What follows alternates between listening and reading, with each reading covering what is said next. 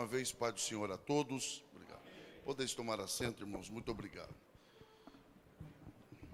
Graças a Deus por esta oportunidade que o Senhor tem nos dado de nos reunirmos em sua casa para louvarmos ao seu nome, orarmos como já fizemos e também para nos dedicarmos um pouco mais para aprendermos da sua palavra aqui juntos, e isto tem que ser valorizado por cada um daqueles que se propõem a servir ao Senhor com sinceridade e com singeleza de coração. Nós estamos empenhados em estudarmos sem corrermos, sem pressa. Obrigado. A respeito das cartas enviadas por Jesus através de João às igrejas que estavam na Ásia, e nós concluiremos hoje a nossa meditação a respeito da igreja que estava em Sardes. E então, a partir da semana que vem, já entraremos aí na parte de conclusão, pois estaremos estudando respectivamente a carta à igreja de Filadélfia e finalizando com a de Laodiceia. Mas hoje nós vamos concluir aquilo que começamos a respeito da igreja que estava na importante cidade de Sardes.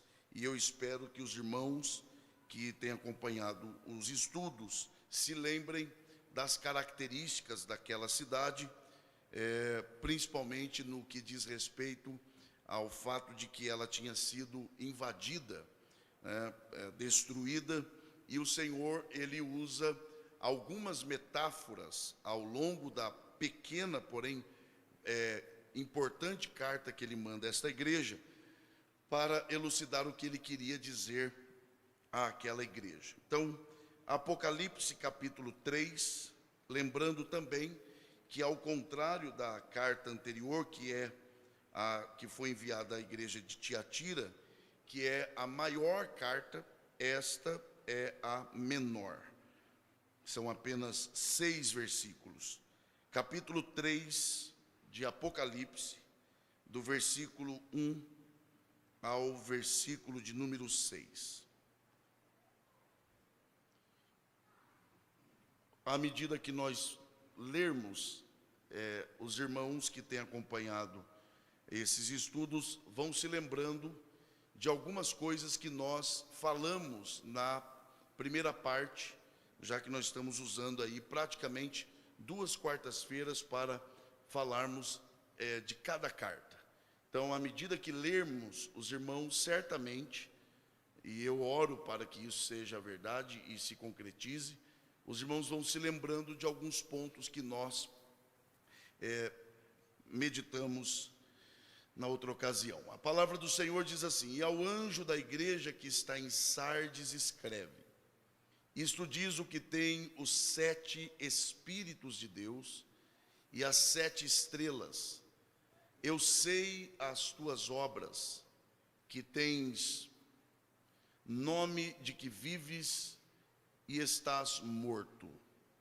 Sê vigilante e confirma o restante que estava para morrer, porque não achei as tuas obras perfeitas diante de Deus. Lembra-te, pois, de que tens recebido e ouvido, e guarda-o, e arrepende-te. E se não vigiares, virei sobre ti como um ladrão, e não saberás a que hora sobre ti virei.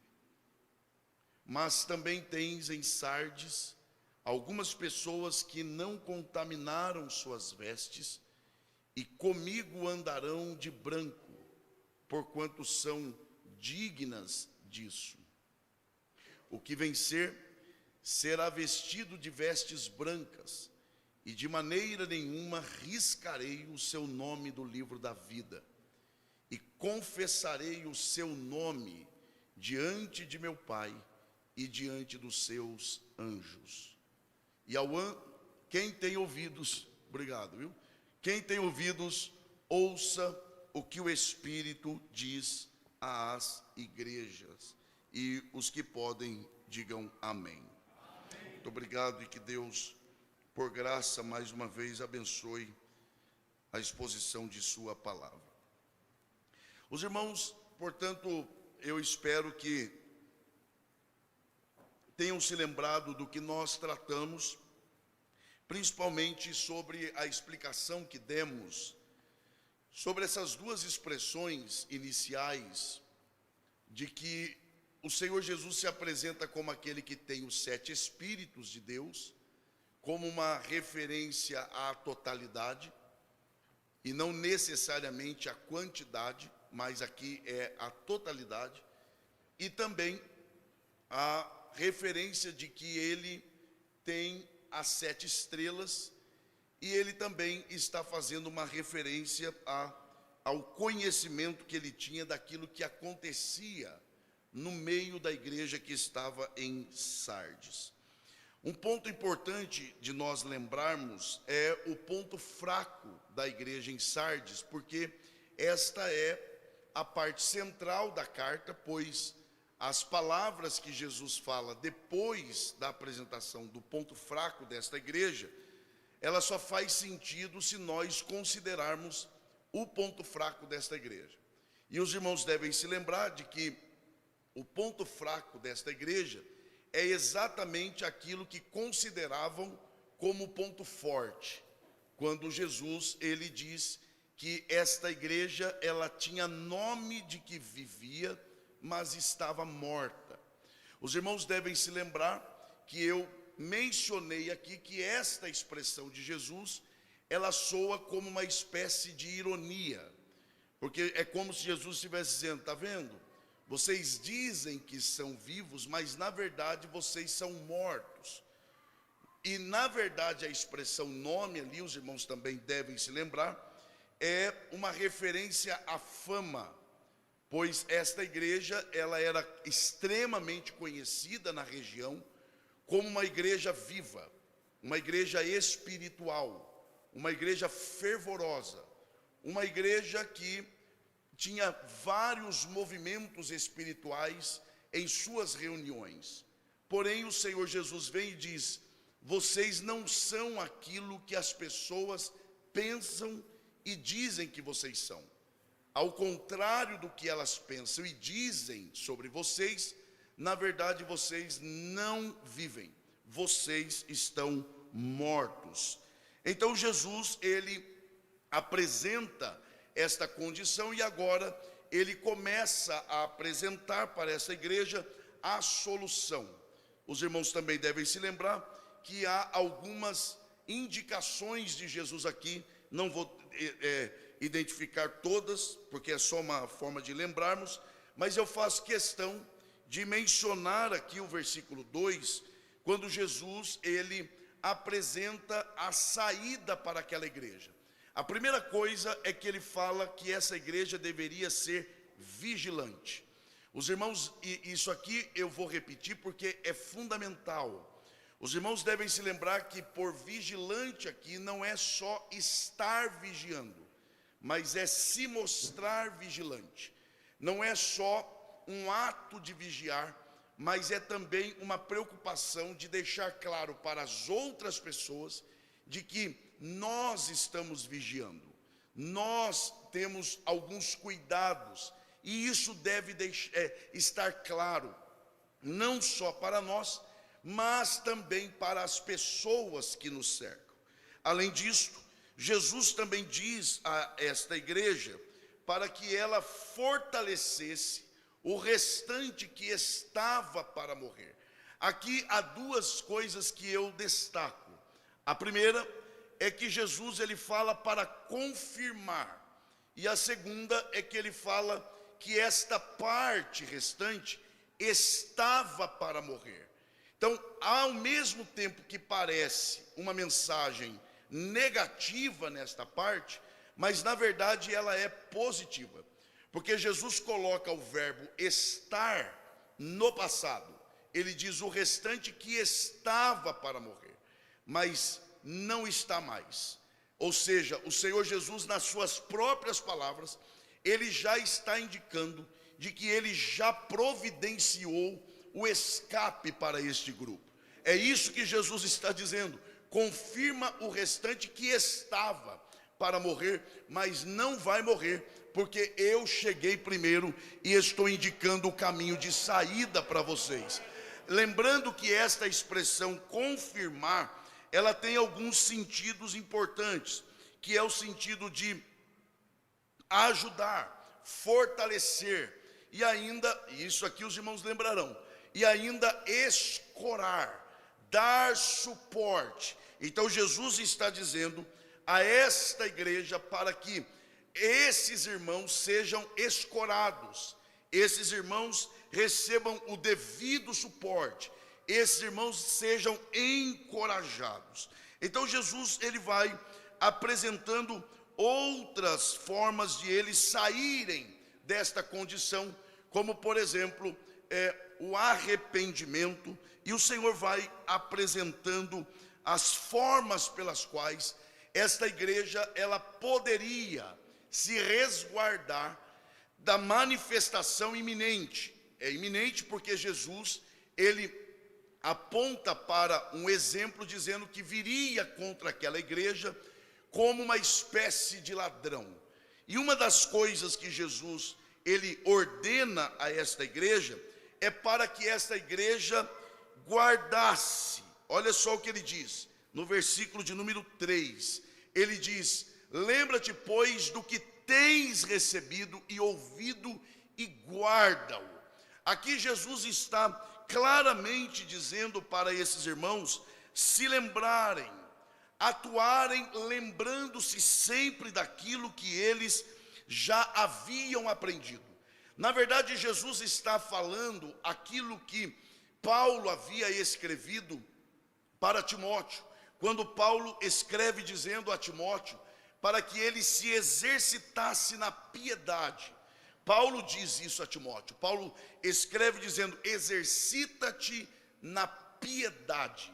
Ou seja, a prática da piedade, e piedade aqui é devoção a Deus, é entrega a Deus, é busca de Deus, é oração, é consagração, é entrega integral, inteiramente a Deus.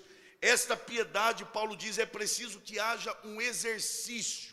Você precisa decidir exercitar-se nessas práticas. E aqui Jesus está usando basicamente a mesma expressão, dizendo: olha, lembra-te, pois, do que tens recebido e ouvido. Jesus está dizendo: lembre-se sempre das coisas que vocês aprenderam. Volta no tempo. Vocês se perderam. Vocês se apresentam como pessoas espirituais, mas na verdade vocês estão mortos. Só existe uma forma para resolver isso, e esta forma é: vigiem, e mais, obedeçam, mas principalmente lembrem-se daquilo que vocês aprenderam. Lembrem-se do começo. Voltem às primeiras obras. Volta lá atrás, onde tudo começou, e comece a se lembrar das coisas que vocês aprenderam, dos fundamentos mais básicos da fé de vocês, porque fazendo isto, vocês serão capazes de serem preservados do dia em que eu me manifestarei. Mas ele também diz: e arrepende-te. Arrepender-se aqui é literalmente mudar. Agora, para nós caminharmos então para a parte final, observe que Jesus agora, ele faz uma promessa, mas ele também faz um desafio a esses irmãos, e que está a partir do versículo 4 até o versículo de número 6. Então, olha o que Jesus diz: mas também tens em Sardes algumas pessoas que não contaminaram as suas vestes. Percebam, Jesus usa a expressão, abrindo essa segunda parte da carta, com a expressão mas também. Esta expressão é um contraste com os versículos 2 e 3. Nós não vamos ler os versículos 2 e 3 porque já lemos. Mas se você ler de forma corrida ou de forma uma parte após a outra, você perceberá que essa expressão mas também é um contraste com a anterior. É verdade, é como se Jesus estivesse dizendo, é verdade que há uma parte considerável da igreja que está morta. É verdade que existe uma parte da igreja que não está comprometida com a verdade do evangelho, com a santidade, com a vida espiritual verdadeira, genuína, não a falsidade, não a demonstração de uma falsa espiritualidade. É verdade que tem aí um grupo assim, mas também existe aí nesta mesma igreja algumas pessoas que não contaminaram as suas vestes. Agora vejam, percebam que Jesus, quando ele fala desta igreja que tem fama de que vive, mas está morta, ele não fala, pelo menos nesse momento, ele não fala qual é o problema dessa igreja. Ele não fala qual é o pecado dessa igreja. Não. Ele apenas diz que ela tem fama de que é viva, mas está morta. É isso que ele diz. Agora, é claro que isso abre várias possibilidades. O que Jesus quer dizer com estás mortas? Ou estás morto? O que é morte para Jesus ali? Do que é que Jesus efetivamente está falando? Ele não diz, ele apenas abre isso e fala. Mas quando chega no que está no versículo 4, parece que Jesus está apontando para o problema desta igreja. Qual é a forma que Jesus faz isso? No contraste, no elogio que ele faz a estes poucos irmãos em Sardes. Porque ele diz, mas também tens, ou seja, ao contrário destes, que tem fama de vivo, mas está morto, tem aí também algumas pessoas que não contaminaram as suas vestes. O que dá a entender que a forma como Jesus descreve esse grupo fiel reflete o pecado da outra parte. Ou seja, essa outra parte, ela morreu espiritualmente diante de Deus e aos olhos de Deus, que é o que de fato vale, porque ao longo da sua jornada, ela foi contaminando as suas vestes.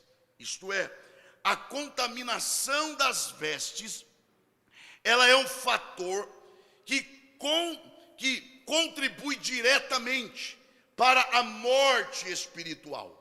E esta contaminação aqui, ela é uma contaminação lenta, ela é uma contaminação no dia a dia. Querem ver um exemplo prático disso? Lembra quando Jesus está com os discípulos, depois de ter andado um dia inteiro, e aí ele vai lavar os pés dos discípulos.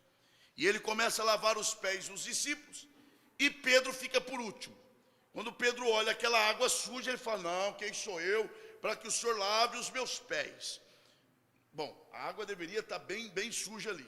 Aí Jesus diz, olha, você, se eu não lavar os teus pés, você não tem parte comigo.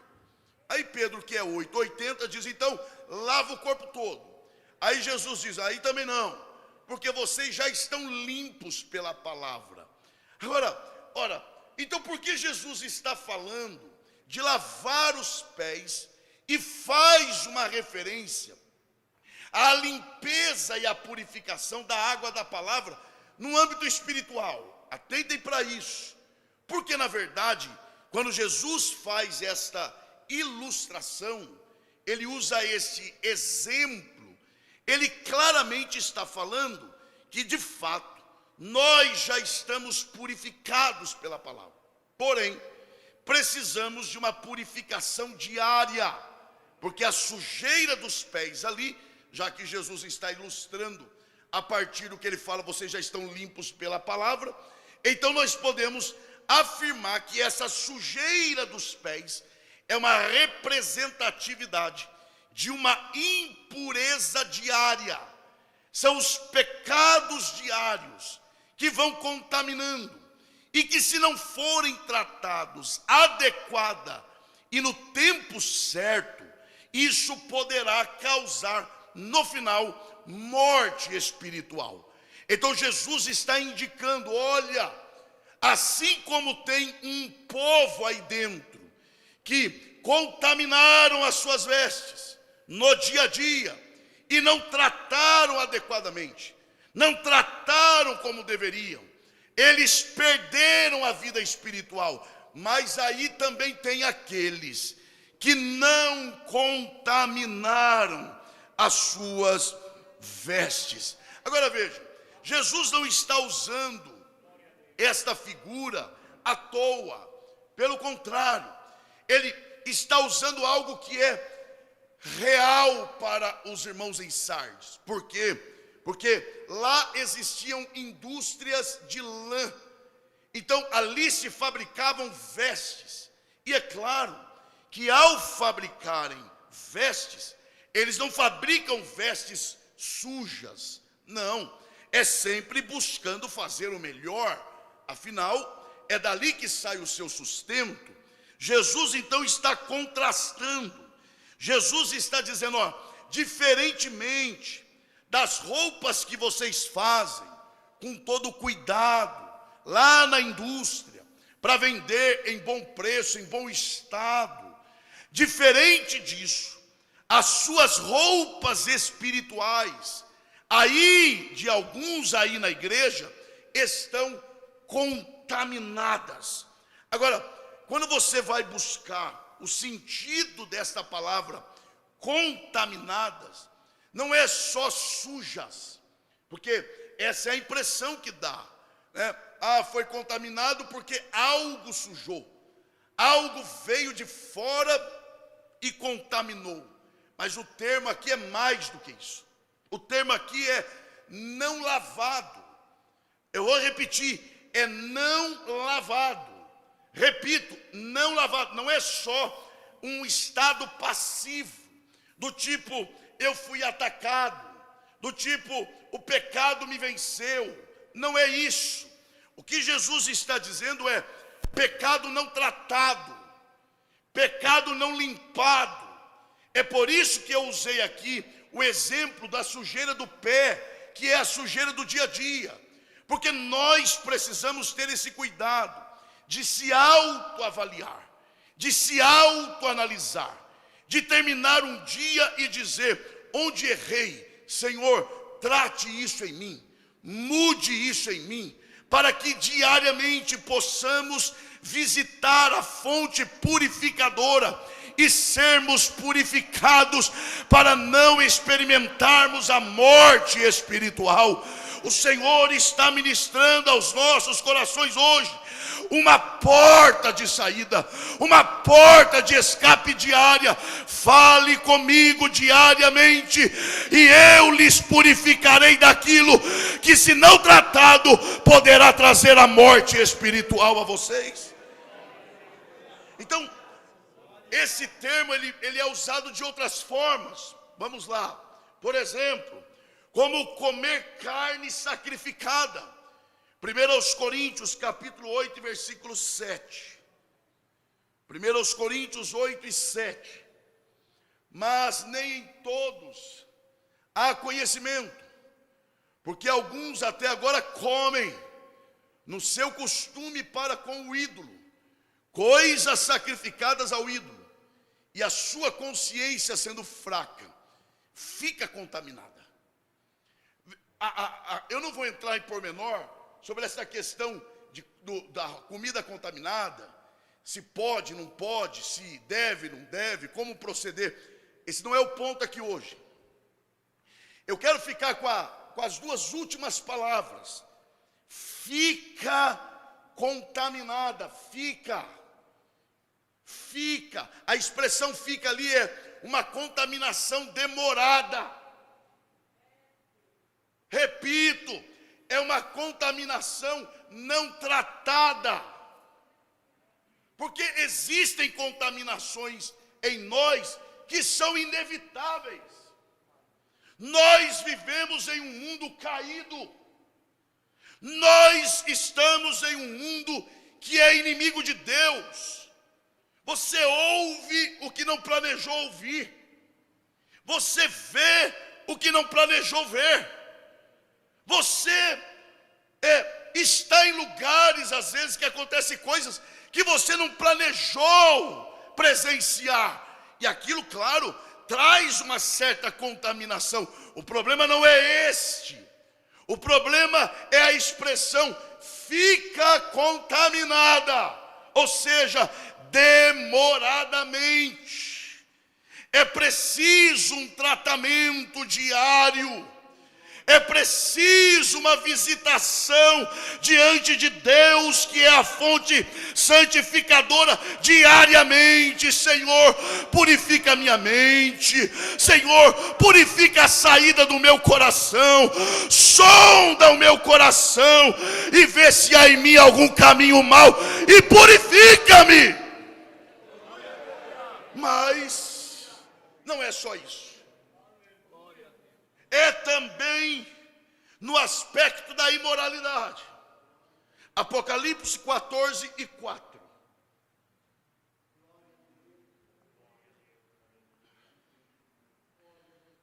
Esses são os que não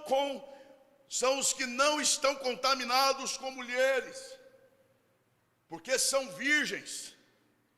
Esses são os que seguem o Cordeiro para onde quer que vai. Esses são os que dentre os homens foram comprados como primícias para Deus e para o Cordeiro. Isso aqui é o contrário da contaminação intencional. Ao invés da intenção de se contaminar imoralmente falando, esse é um grupo, não vamos entrar em pormenor também, que decidiu viver inteiramente para Deus. Então existe aquela contaminação que é diária, passiva e que precisa ser tratada.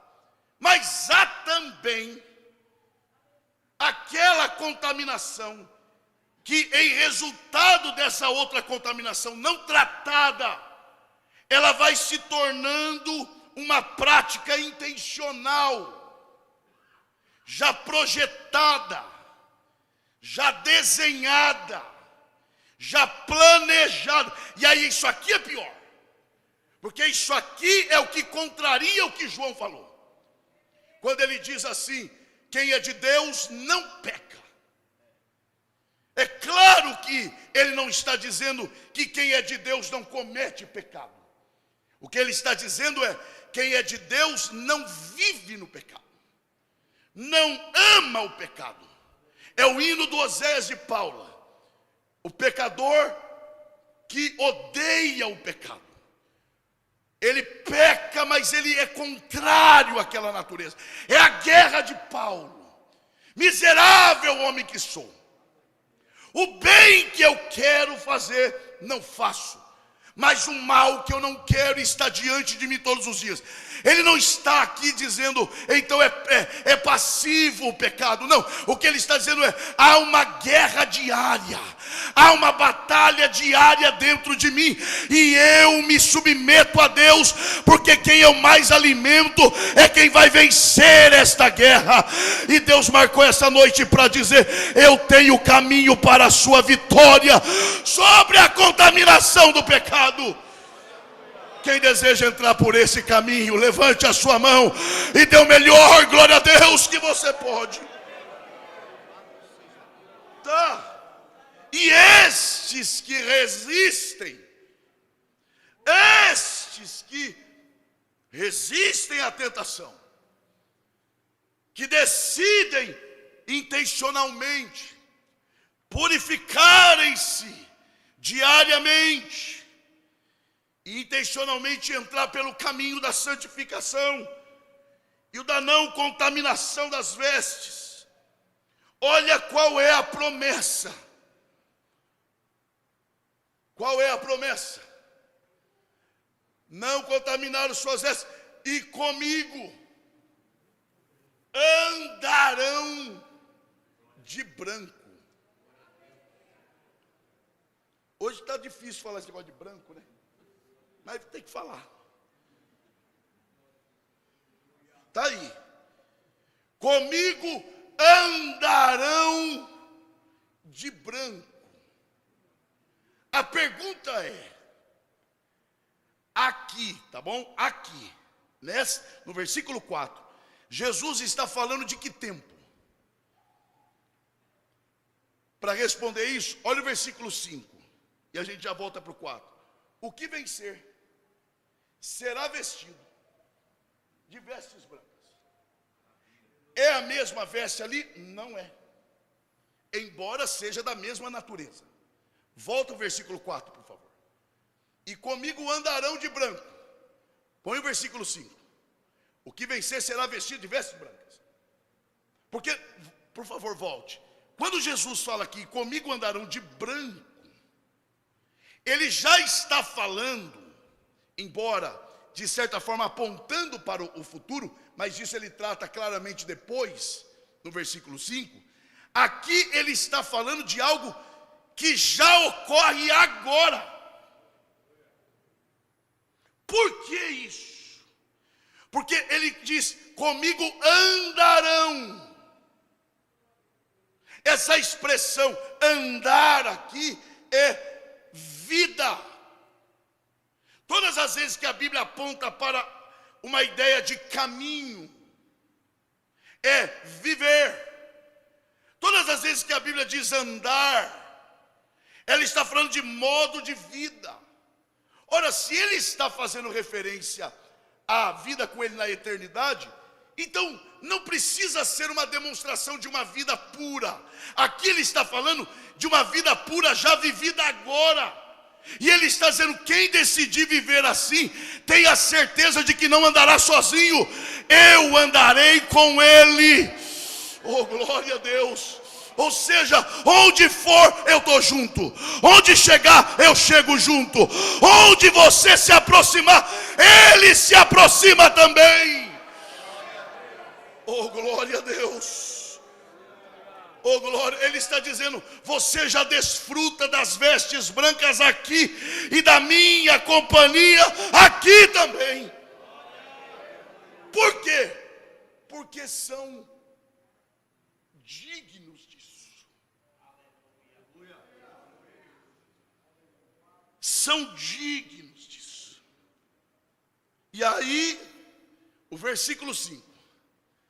O que vencer será vestido de vestes brancas, e de maneira nenhuma riscarei o seu nome do livro da vida. Aí já está falando de lá. Agora, quando ele fala de vestidos, diga bem forte assim, vestidos. Isso. Há alguns sentidos aqui. Primeiro, aqui tem a conotação de vestes celestiais. Ou seja, glória, vitória. Ou seja, condição celestial. Segundo lugar, é a troca das vestes impuras, como aconteceu com o sumo sacerdote Josué. Então vamos ler. São alguns versículos, mas vale a pena ler. Zacarias capítulo 3. A partir do versículo 1 até o 10. Vamos ler. Vamos ler juntos? Vamos ler a Bíblia, irmãos. Vamos lá. 1, 2, 3. E me mostrou o qual estava e Satanás para se lhe opor. Mas o Senhor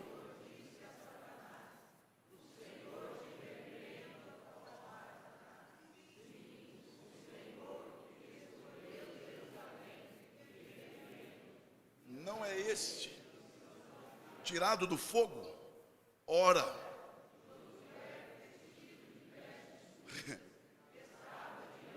muda esse nome pelo seu, tá?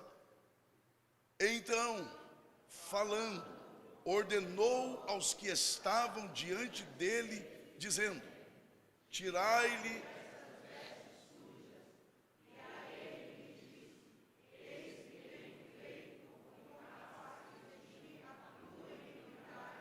e te vestirei de vestes novas.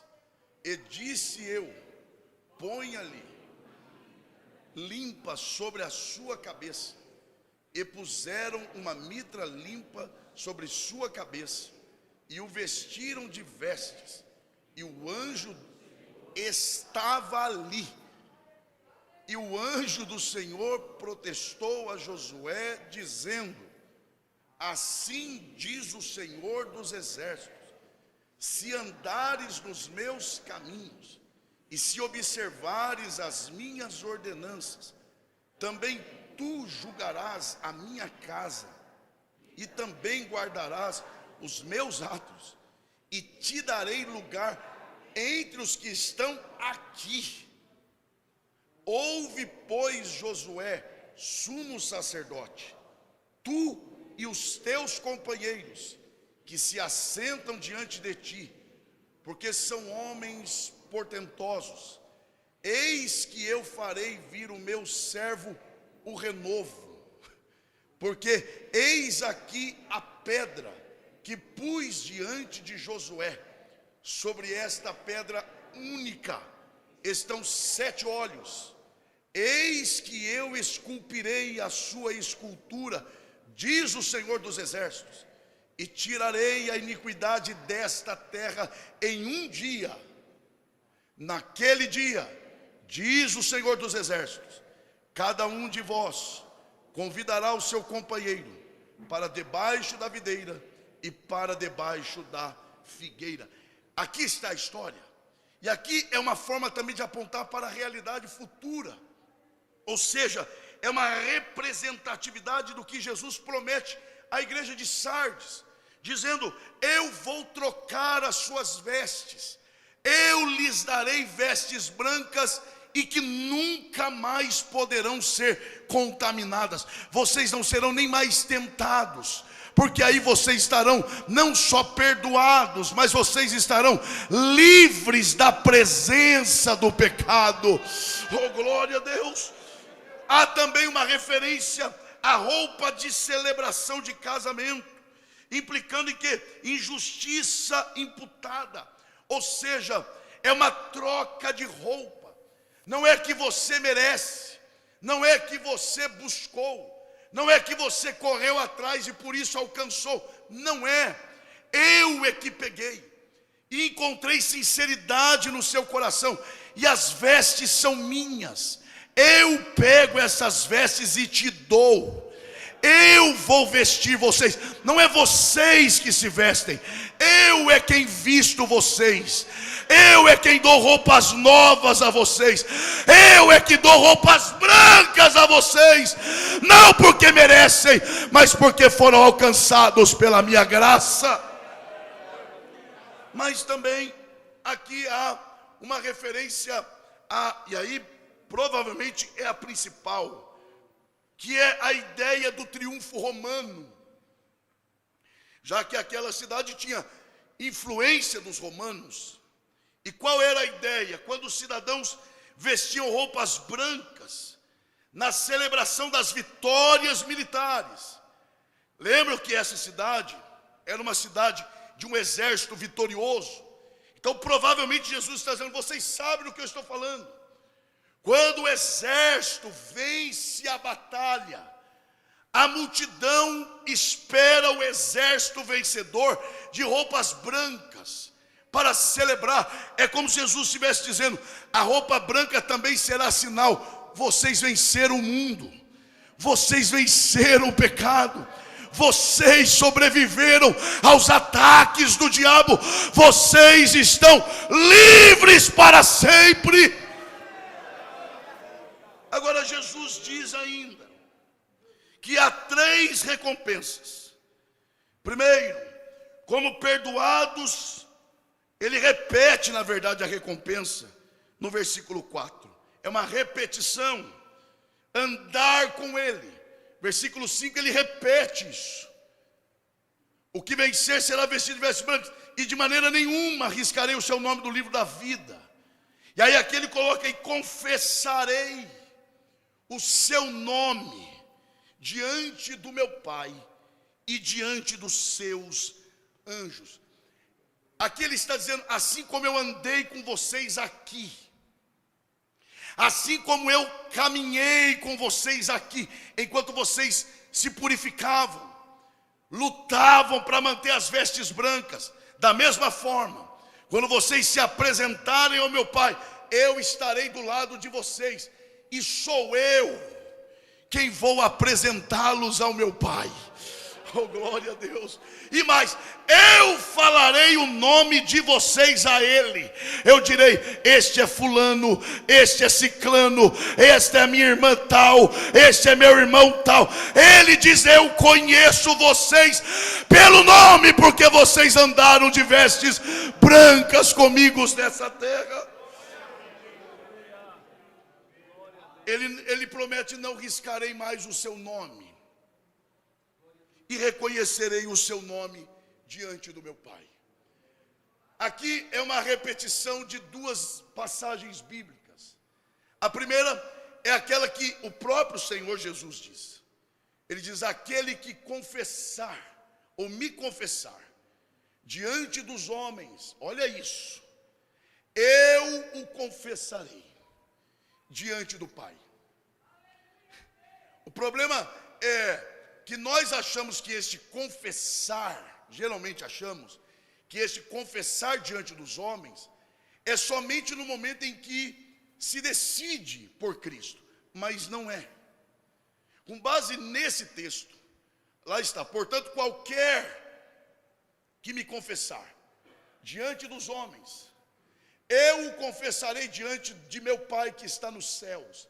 Esse confessar não é uma confissão apenas de uma vez. Levantei a mão e está tudo certo. Não, esse confessar diante dos homens é também uma demonstração na vida. Aquele que andar comigo, aquele que não contaminar as suas vestes nesta vida, aquele que andar comigo com vestes brancas nesta vida, é uma forma de confessá-lo, é uma forma de demonstração de obediência, de santidade, de compromisso. Aquele que viver desta forma, de maneira nenhuma eu deixarei de confessá-lo diante do meu Pai.